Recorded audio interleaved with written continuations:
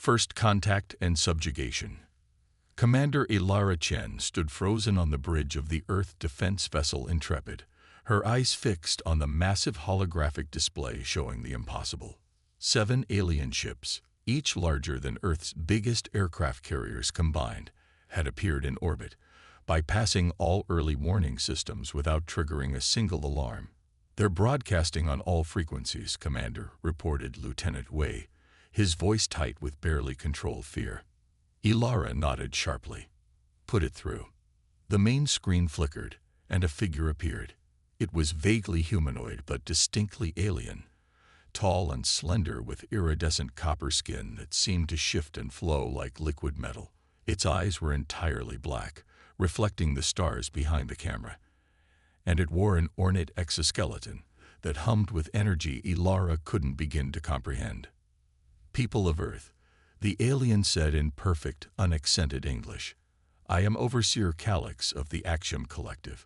Your world has been selected for integration. Resistance is unnecessary and inadvisable." Ilara felt her heart hammering against her ribs as she opened a channel. "This is Commander Ilara Chen of the United Earth Defense Force. We have made no hostile actions against your people. We request peaceful dialogue before any assertions of control are made." Overseer Calix's black eyes didn't blink. "Dialogue is inefficient. Your technological development is primitive. Your defensive capabilities are irrelevant to us." Without warning, every satellite in Earth's orbit went dead. The defense grid's platforms shut down one by one. On the bridge of the Intrepid, screens flickered and went black before emergency systems brought them back online. "That was a minor demonstration," Calix continued.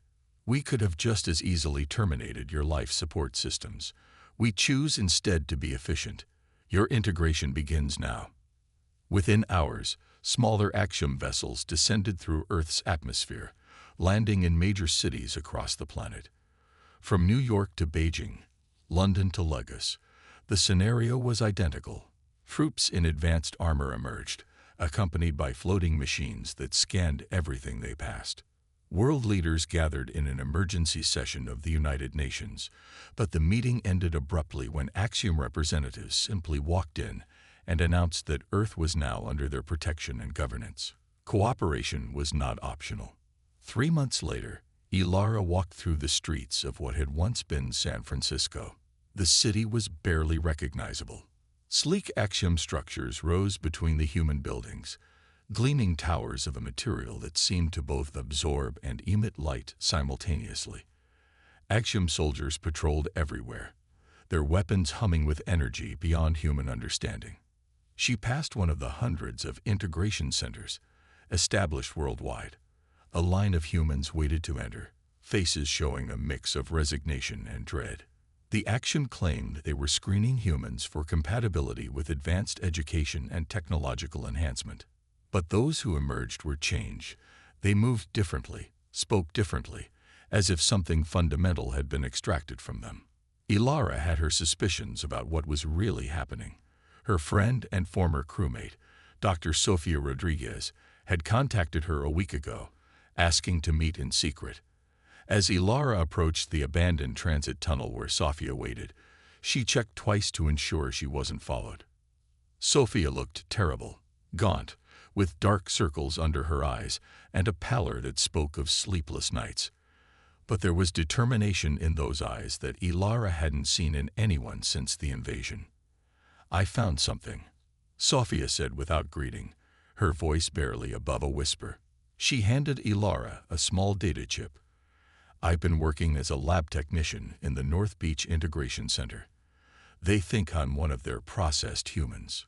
Ilara slotted the chip into her secure viewer. The images made her stomach turn. Humans in transparent chambers, strange mechanical appendages attached to their necks and spines, a golden fluid being extracted and collected in glowing containers.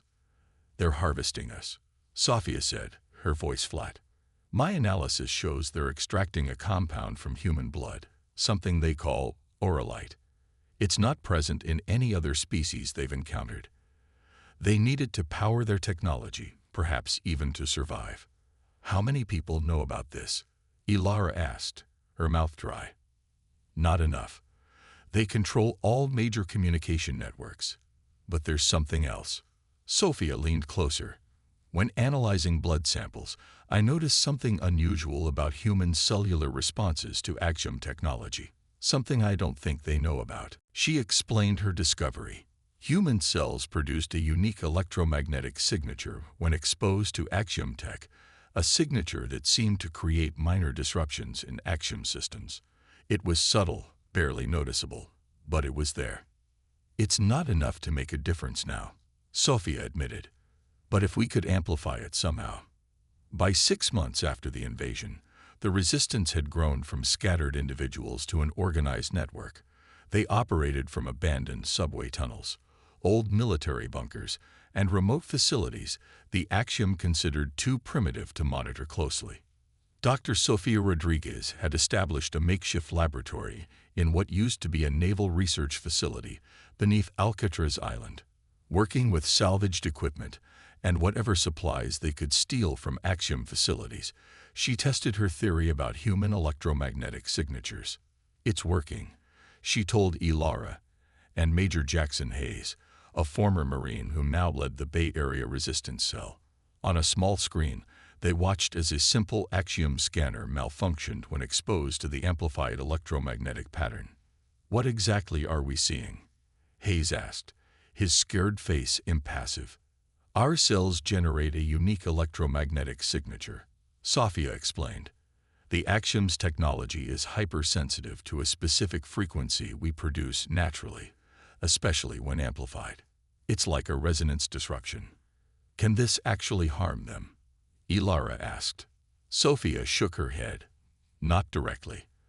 But it can disrupt their technology, and they rely on their technology for everything. Communication, weapons, even their life support systems. Hayes leaned forward. So we found their weakness. Maybe. Sophia's eyes were bright with cautious hope. But we need to figure out how to amplify the effect and deploy it effectively. Right now, one human signature can only disrupt axiom tech within a few feet. We need more power, more range. As they talked, above them, in what remained of San Francisco, more humans were rounded up for processing. Overseer Calix stood on the observation deck of the primary axiom vessel, looking down at the city with satisfaction. These humans were perfect, their biology providing exactly what the collective needed to fuel their expansion across the galaxy.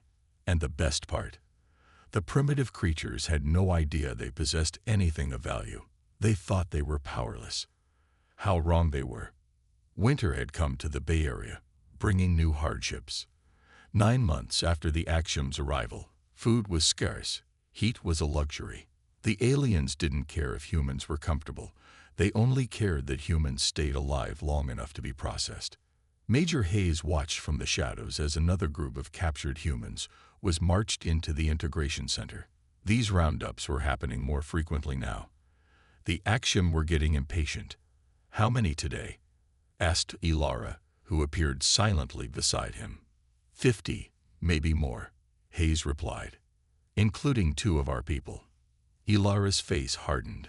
Those who went into the integration centers never truly returned.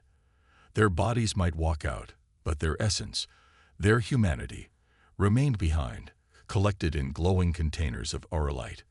We need to move faster, Ilara said. Sophia thinks she's close to a breakthrough. In the underground lab, Dr. Sofia Rodriguez hadn't slept in 3 days. Her small team of scientists, those who had escaped the first wave of processing, worked tirelessly around her. The lab was cold and damp, but no one complained. They all knew what was at stake. Try it again, Sophia said to her assistant, Dr. Lin. Dr. Lin adjusted the frequency on their prototype device, a jury-rigged amplifier designed to boost the natural electromagnetic signature that humans produced. A salvaged axiom scanner sat on the table before them. As the frequency increased, the scanner's display began to flicker, then glitch, then went completely dark. It works, Sophia whispered, her exhausted face breaking into a smile. Now we need to scale it up. The Resistance's plan was desperate but simple: Build enough amplifiers to create a cascading disruption of axiom technology, starting with their communication systems. If they could isolate the axiom units from each other, they might stand a chance of fighting back. But as they prepared for their first major strike, disaster struck. An axiom patrol discovered one of their secondary labs in Oakland. In the ensuing raid, they captured Dr. Lin and 3 other scientists, along with critical research data. That night, Ilara stood with Hayes and Sophia in their command center, faces grim as they assessed the damage. "They'll extract everything from Lin's mind," Hayes said bluntly. "We have to assume they now know about our research." "Then we move now," Ilara decided, "before they can adapt." Sophia shook her head. "The primary amplifier isn't ready. We need more time." "Time is the one thing we don't have," Ilara cut her off. "If we wait, they'll modify their systems to resist our disruption. It has to be now, ready or not." As dawn broke over San Francisco Bay, the resistance launched its desperate gambit. Small teams infiltrated key points around the city, placing prototype amplifiers near axiom communication nodes. At exactly 700 hours, they activated the devices simultaneously. The effect was immediate but limited. Axiom communications throughout the Bay Area stuttered and failed. Several of their patrol vessels lost power and crashed. For a brief moment, hope flickered to life. Then the axiom responded. Backup systems came online. Troops poured into the streets.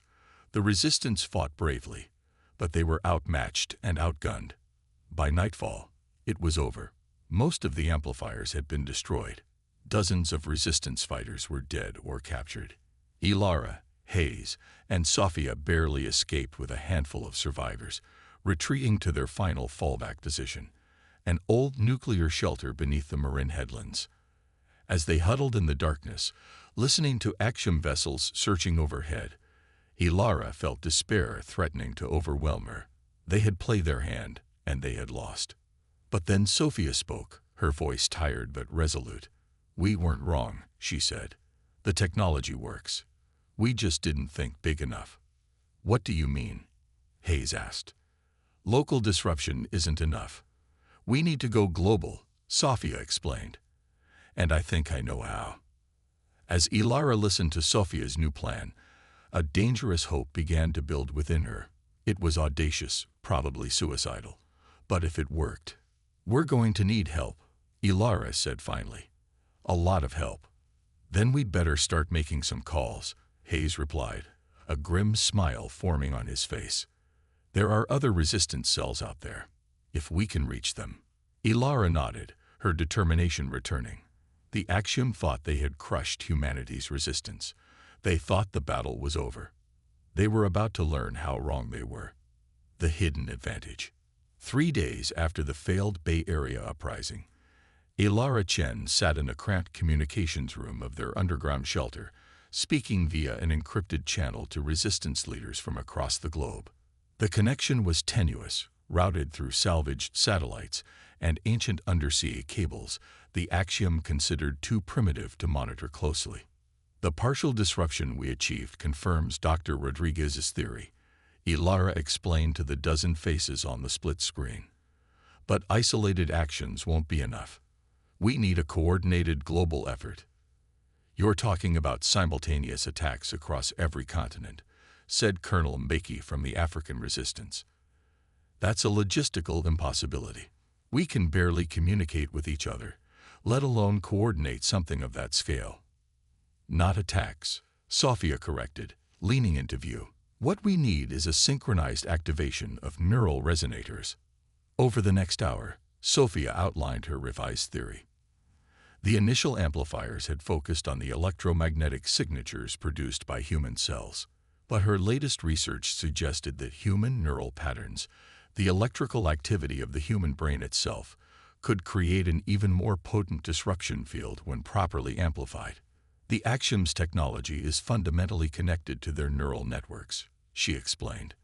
"Their ships, their weapons, even their communication systems, all linked directly to their consciousness. It's their greatest strength, but also potentially their greatest vulnerability."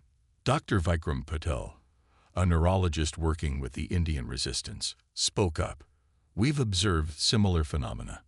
Axiom systems seem to experience minor glitches in the presence of large human gatherings, particularly during moments of heightened emotional states. Exactly, Sophia nodded eagerly. Human neural oscillations operate at frequencies that create interference patterns with axiom tech. If we can amplify these patterns and broadcast them simultaneously worldwide. You're proposing a global neural broadcast? Asked Dr. Nakamura from Japan, her skepticism evident. How would we even build such devices without axiom detection? Major Hayes stepped forward, one piece at a time, using materials too primitive for them to consider threatening. Remember, they dismiss our technology as crude and irrelevant. That's their mistake. Over the following weeks, resistance cells worldwide began construction of neural resonators using Sophia's designs. The devices were deliberately primitive-looking, assembled from salvaged electronics, copper wire, and other materials the axiom considered obsolete. The key components, specialized crystals that could amplify human neural patterns, were harvested from axiom waste disposal sites where they discarded materials they considered degraded or impure. We'll have only a brief window, Ilara explained to a group of new recruits in their underground training facility. When the resonators activate, axiom technology will be disrupted, but not permanently. We need to hit them hard and fast before they can adapt. Among the recruits was Thomas Rivera, a former mechanic who had lost his family in the first wave of integrations. His eyes burned with a cold fury as he disassembled and reassembled the hybrid weapons the resistance had developed. Conventional firearms modified with salvaged axiom components. Will these even work against their armor? He asked, his voice rough with disuse. They will when their systems are disrupted, Hayes answered. Their armor isn't just physical. It's an energy barrier controlled by their neural network. Break the network connection. The armor becomes just an elaborate costume. As April turned to May, the resistance scored its first significant victory.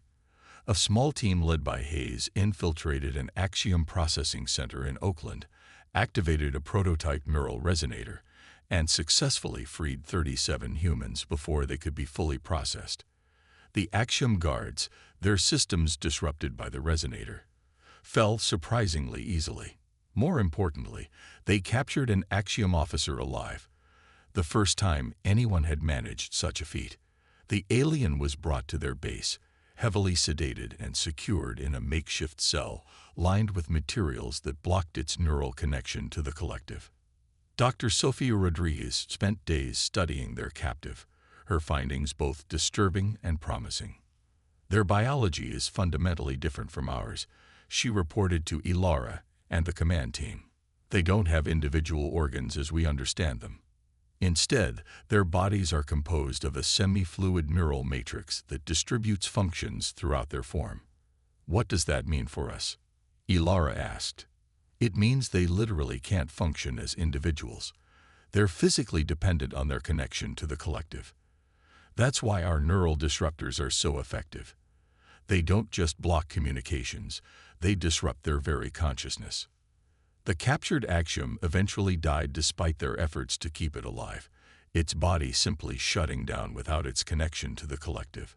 But the knowledge gained was invaluable. June brought both progress and setbacks. The global network of resonators was nearly complete, with over 300 devices positioned strategically around the planet. But the axiom were beginning to suspect something. Their patrols increased. Their scans became more thorough. Several resistance cells were discovered and destroyed. Then came the breakthrough they needed. Dr. Vikram Patel, working with his team in the Himalayan resistance base, discovered a way to use the axiom's own communication network to amplify the neural disruption. It's like a virus, he explained during a secure transmission. We can piggyback our neural frequency onto their own network. When they try to compensate for the disruption, they'll actually strengthen it instead. How soon can you implement this? Ilara asked. We've already begun. The modification requires minimal changes to the existing resonators. 2 weeks, perhaps less. As July approached, tension mounted. The Axiom, clearly sensing that something was brewing, increased their processing of humans dramatically. Integration centers operated around the clock. Thousands disappeared daily. In what remained of Washington, D.C., the Axiom established a new type of facility. Massive structures they called ascension centers. Little was known about their purpose, but resistance reconnaissance suggested they were preparation for an even more intensive form of extraction. "We're running out of time," Ilara told the Global Command during their secure weekly briefing. "The Ascension Centers will be operational within a month. Whatever they're planning, we need to strike before they can implement it." The date was set, July 4th, Independence Day. The symbolism wasn't lost on anyone. 2 days before the planned global activation, disaster struck again. An Axiom raid hit their Marin Headlands base. Despite fierce resistance, their location was overrun. Ilara and Sofia escaped with critical data, but Hayes was captured along with dozens of others. "We have to delay," Sofia argued as they regrouped in a secondary location. "They'll extract information from Hayes. They'll know about the plan." Ilara shook her head. "We can't delay. Too many pieces are in motion." And Hayes knew this might happen. None of us had all the details precisely to prevent complete compromise. What Ilara didn't say was that Hayes had insisted on taking a fast-acting poison capsule before the raid. If he had been captured alive, he wouldn't remain that way for long. The thought made her sick, but she pushed it aside. Grief would have to wait. The final pieces fell into place on July 3rd.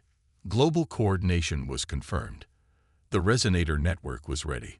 Strike teams were positioned near key Axiom facilities worldwide, prepared to move the moment the disruption began. That night, Ilara couldn't sleep. She sat alone in their new command center, reviewing the operation details one last time. Thomas Rivera found her there, 2 cups of precious real coffee in hand. "Couldn't sleep either?" he asked, offering her a cup. She accepted it gratefully, thinking about tomorrow, about Hayes, about everything we've lost to get here. Thomas nodded, his face solemn in the dim light. "My daughter would have been 8 next week. She loved fireworks. Seems fitting we might set off some big ones tomorrow." "We might not survive this," Ilara said quietly. "Even if the resonators work perfectly, the fighting afterward." "I know," Thomas replied simply. "But they're taking our humanity piece by piece. What's left isn't worth preserving if we do nothing." The next morning dawned clear and bright. At resistance bases around the world, final preparations were made. The neural resonators, each connected to human volunteers whose brainwaves would provide the initial pattern, were checked and rechecked. At precisely 1200 GMT, Ilara gave the command. From hidden locations across every continent, the resonators activated simultaneously.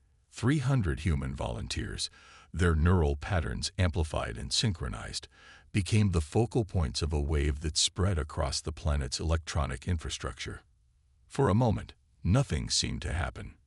Then, as the neural pattern reached the Axiom's own communication network and was inadvertently amplified by their attempts to filter it out, the effect cascaded exponentially.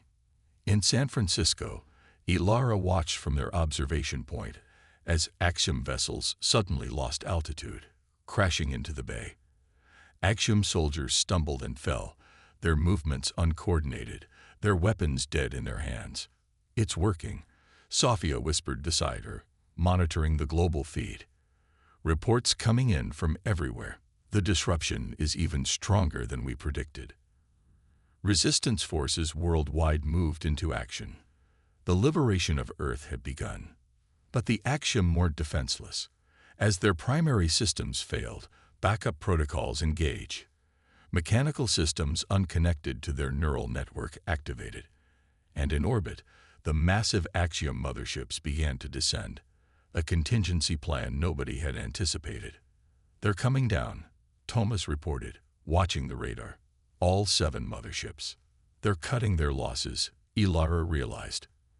"If they can't hold Earth from orbit, they'll try to establish ground bases directly." As the resistance forces engaged with disabled Axiom troops and freed humans from integration centers, the real battle was just beginning. The motherships, each carrying thousands of Axiom soldiers and advanced weapon systems, would soon touch down. The question now wasn't whether they could disrupt the Axiom network. The question was whether humanity could finish what they had started before the Axiom adapted and overwhelmed them through sheer numbers. Ilara looked at her team. Scientists, former civilians, soldiers without a military, and made her decision. "We're taking the fight to them," she announced. "We're going to board the San Francisco mothership before it lands." The plan was audacious, probably suicidal, but if they could capture or destroy even one mothership, it might turn the tide. Using salvaged Axiom shuttles, a strike team would approach the descending vessel, breach its hull using the neural disruption field as cover, and attempt to reach its central control nexus. As they prepared for the assault, reports flooded in from around the world. Moscow, integration centers liberated.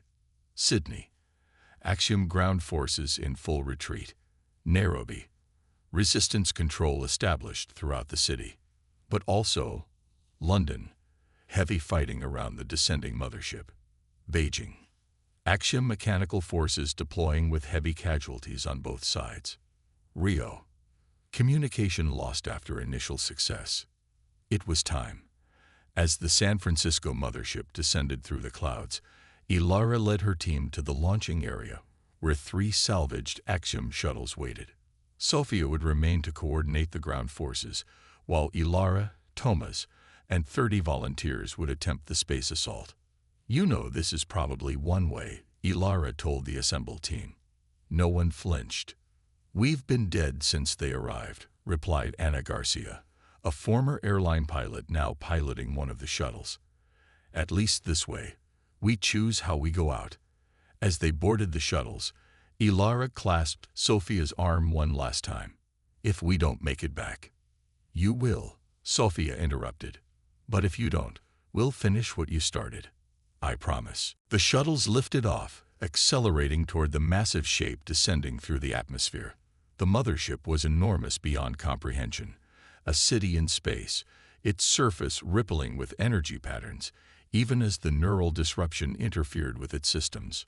"Remember," Ilara told her team over the comm, "we aim for the central spine. That's where our intel suggests the control nexus is located.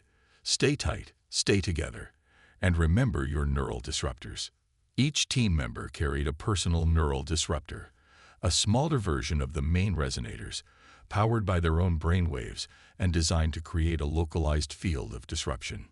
As they approached the mothership, its defensive systems began to fire sporadically, energy pulses cutting through the air around them. Anna's exceptional piloting kept them ahead of the worst, but their shuttle took hits, systems failing one by one. "We're not going to make it to the docking area," Anna reported tersely. Plan B. Plan B was even more desperate than their original approach. They would crash directly into the hull, using the shuttle's remaining power to cut through into the mothership itself.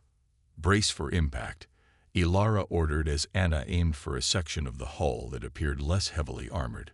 The collision was jarring, metal screaming against metal as the shuttle's reinforced prow punched through the mothership's outer layer. Emergency systems deployed, sealing the breach around them, as they found themselves inside a vast, cathedral-like space filled with pulsing light and flowing patterns of energy. "Move out," Ilara commanded, leading her team from the crippled shuttle. "Stay tight, disruptors active." As they advanced into the heart of the alien vessel, they entered a war unlike any humanity had ever fought. A battle not just for their world, but for the very essence of what it meant to be human. Humanity's counterattack. Inside the Axiom mothership, reality itself seemed different. The interior wasn't divided into rooms and corridors as human architecture would be, but into flowing spaces where walls, floor, and ceiling blended together in organic patterns. Everything pulsed with a dim copper light that shifted and moved like a heartbeat. "Neural disruptors at maximum," Ilara ordered as they moved deeper into the vessel. The personal disruptors each team member carried created a bubble of interference around them, causing the Axiom systems to glitch and stutter in their presence. They encountered few Axiom initially. Most had either been deployed to the surface or were incapacitated by the global neural disruption. Those they did find moved erratically, their fluid bodies partially solidified, their movements uncoordinated without their neural network's guidance. "It's like they're drunk," Thomas observed after they subdued a pair of Axiom guards with minimal resistance. "Not drunk," corrected Dr. Chen, one of their science team members. "More like having a seizure. Their neural systems are designed for constant connection. Isolation is physically debilitating for them." They followed the pulsing energy flows toward what they believed was the center of the ship. According to their intelligence, each mothership contained a central nexus, the heart of its control systems and the focal point for its connection to the collective. Their progress was steady until they reached a vast circular chamber that dropped away below them and soared upward beyond sight. Bridges of light connected various levels, and at the center, suspended in space, was a massive crystalline structure that shimmered with changing patterns of energy. "The Nexus," Ilara breathed. "And its guardians," Thomas added grimly, pointing to the figures emerging from recessed areas around the chamber. These weren't ordinary Axiom. They were larger, their copper skin darker, almost metallic. Instead of the flowing movements typical of their kind, these moved with mechanical precision, seemingly unaffected by the neural disruption. "Elites," Dr. Chen whispered. "Their neural systems must be shielded somehow." The elites carried no visible weapons, but as they approached, energy began to coalesce around their limbs. The first attack came without warning, a bolt of concentrated force that narrowly missed Ilara's head and disintegrated a section of wall behind her. "Scatter and advance," she commanded.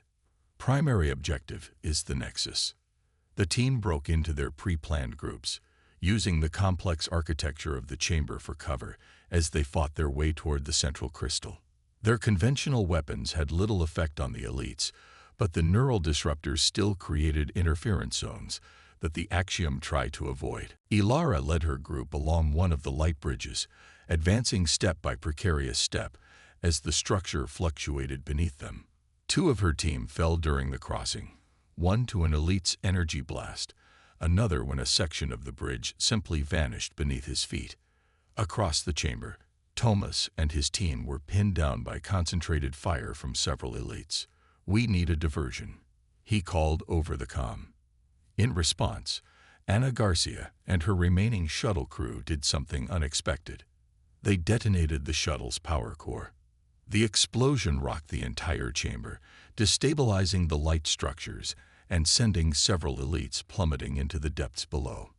In the chaos that followed, Ilara's team reached the central platform where the Nexus crystal floated.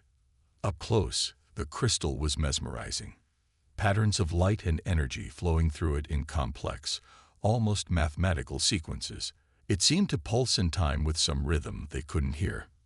"How do we disable it?"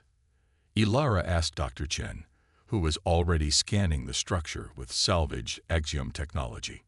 "We don't need to disable it," Chen replied, his eyes wide with sudden realization. "We need to use it. This isn't just a control system, it's an amplifier. If we can connect our neural disruptors to it, we could broadcast the disruption pattern throughout the entire Axiom fleet," Ilara finished, understanding immediately. The process was delicate and dangerous. As Chen worked to interface their technology with the alien crystal, the remaining team members formed a defensive perimeter. The elites were regrouping, more arriving every minute. "Whatever you're doing, do it faster," Thomas urged, firing his hybrid weapon at approaching elites. The modified gun used conventional bullets coated with a compound developed from Sophia's research, a material that briefly disrupted Axiom's cellular cohesion on contact. "Almost there," Chen muttered, fingers flying over his equipment. "I need a direct neural connection. Someone has to interface directly with the crystal." Ilara didn't hesitate. "What do I do?" Chen attached sensors to her temples and connected them to his device. Focus your thoughts. Concentrate on the pattern Sophia taught us, the counter-rhythm to the axiom neural frequency. Ilara placed her hands on either side of the floating crystal and closed her eyes. She visualized the pattern. A specific sequence of neural firing that Sophia had discovered created maximum disruption to axiom systems. At first, nothing happened. Then the crystal's pulsing changed, sensing with her heartbeat. Pain lanced through her mind as alien consciousness brushed against hers. Through the agony, she became aware of something unexpected. The axiom weren't a single consciousness as they had believed. They were billions of individual minds, forcibly connected through technology, their individuality subsumed but not eliminated. And they were suffering. This understanding came with a jolt of compassion, but also resolution. The axiom collective as it existed was an abomination, not because the axiom were inherently evil, but because their society had sacrificed individual autonomy for collective power. With this insight, Ilara adjusted her approach. Rather than trying to destroy the nexus, she focused on changing its frequency, disrupting not just the neural connection, but the compulsion that maintained it. The crystal began to glow brighter, its color shifting from copper to a brilliant white blue. The light spread outward in waves, flowing through the chamber and beyond, racing through the ship's systems, and broadcasting outward to the other motherships.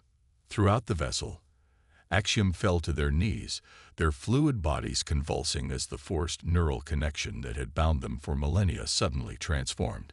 Some collapsed entirely, their forms dissolving into inert puddles. Others remained intact but motionless, as if in shock. The elites in the chamber dropped their attacks, their movements becoming erratic before they too collapsed. Only one remained upright, larger than the others, its copper skin almost black, eyes fixed on Ilara, with an intensity that transcended the neural disruption. Overseer Calix, Ilara recognized, though she had never seen the axiom leader in person. Calix approached slowly, movements jerky but determined. "What have you done?" The words seemed physically painful to produce. "Set them free," Ilara replied, maintaining her connection to the crystal. They never wanted this, to be bound together, to lose themselves. You forced it on them. Necessary for survival, Calix struggled forward another step. Without the collective, without Auralite, we die. You can have Auralite, Ilara countered. We can synthesize it. We can trade. But you cannot take it by force. You cannot take us. Calix was close now, energy building around one elongated limb. Cannot. Undo. Thousands of years. We just did, Ilara stated, pushing a final surge of energy through the crystal. The wave that emanated outward this time was visible even to human eyes, a pulse of blue-white light that expanded in all directions at incredible speed. As it passed through Calix, the overseer,